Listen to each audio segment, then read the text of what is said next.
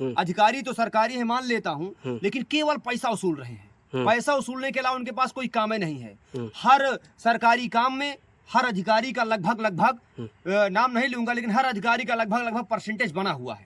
कितना परसेंटेज इस काम में हमको दलाली के रूप में चाहिए, प्रत्यक्ष अप्रत्यक्ष किसी भी रूप में परसेंटेज चाहिए, दलाली चाहिए, कमीशन चाहिए, घूसखोरी चाहिए, भ्रष्टाचार चाहिए। देश का विकास हो चाहे ना हो, ये कोई मायने नहीं रखता। अच्छा, योगी राज में जब योगी आदित्यनाथ उत्तर प्रदेश ये कह रहे हैं जी कि गौ हमारी माता है जी, गौ की वो इतनी ज़्यादा कदर करते हैं, इतनी सेवा करते हैं, इतना पैसा इन्वेस्ट करते हैं, और ये हमेशा उनका निर्देश रहता है कि गौवंशों के साथ कहीं कोई अत्याचार ना हो।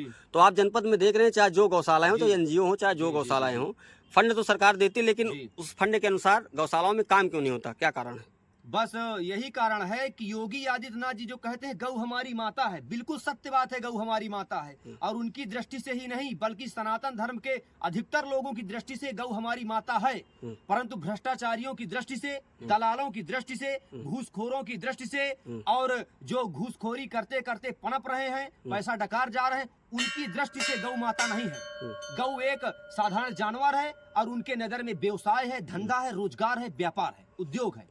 ये भ्रष्टाचार कैसे पनप रहा है? ये वजह क्या है? भ्रष्टाचार पनपने का मूल एक कारण ये है कि जो गरीब स्तर का व्यक्ति है वो बोलने से डरता है, मध्यम वर्ग का व्यक्ति है घूस लेकर के मामले को रफा दफा कर देता है, और बड़े वर्ग का लेवल का जो आदमी है वो घूस लेता भी है तो मोटी रकम में लेता है, और अपनी जुबान को बंद कर देता है मात्र पैसा लेने के बाद। अगर कोई बात उठाता भी है तो उसको पैसा दे करके दबा दिया जाता है, या अपने शासन प्रशासन के दबाव द्वारा उसके ऊपर फर्जी FIR लिखाने की धमकी देने के बाद उसकी बातों को दबा दिया जाता है, और वो आदमी अपने परिवार से जुड़ा हुआ होता है, इसलिए डर के मारे वो बात को आगे नहीं बढ़ा पाता।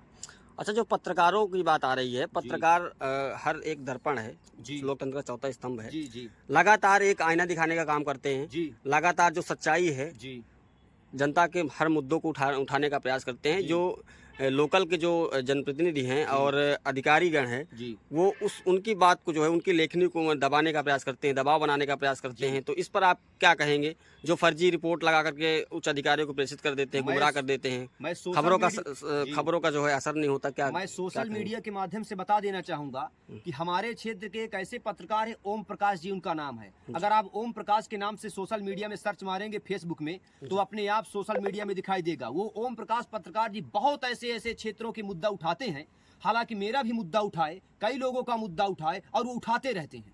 और अच्छी बात तो यह है कि किसी प्रकार की कोई घूसखोरी उनके पास नहीं है। और ओम प्रकाश जी जैसे पत्रकारों के लिए, अंकुर चौधरी जी जैसे पत्रकारों के लिए, और बड़े लेवल के जो पत्रकार हैं उन पत्रकारों के लिए बहुत से ऐसे समाजिक पत्रकार बटे हुए हैं जो निष्पक्ष न्यूज को दिखाते हैं, जनता की आवाज को दिखाते हैं। लेकिन पत्रकारों को अन्य पत्रकारों की तरह तौल लेते हैं और अन्य पत्रकारों की तरह उनको लालच देते हैं। परंतु ऐसे पत्रकारों पर मुझको गर्व होता है, ओम प्रकाश जी जैसे पत्रकारों के ऊपर गर्व होता है कि ना किसी प्रकार का पैसा, ना किसी प्रकार की घूसखोरी, ना किसी प्रकार की मक्कारी, वो स्पष्ट रूप से बात को दिखाने का पूरा प्रयास करते हैं। परंतु इसके बाद भी शासन प्रशासन द्वारा उनकी बातों को दबाने का पूरा प्रयास किया जाता है, जो समाज के स्तर पर पूरी तरह से गलत और पूरी तरह से गैर कानूनी है, पूरी तरह से असंवैधानिक है।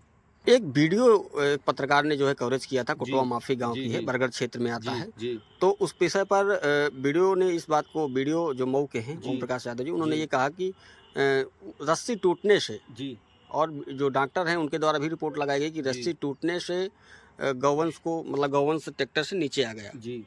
तो क्या ये बताइए, ट्रैक्टर से घसीटना क्या अलाउमेंट है या कोई आदेश है किसी अधिकारी का?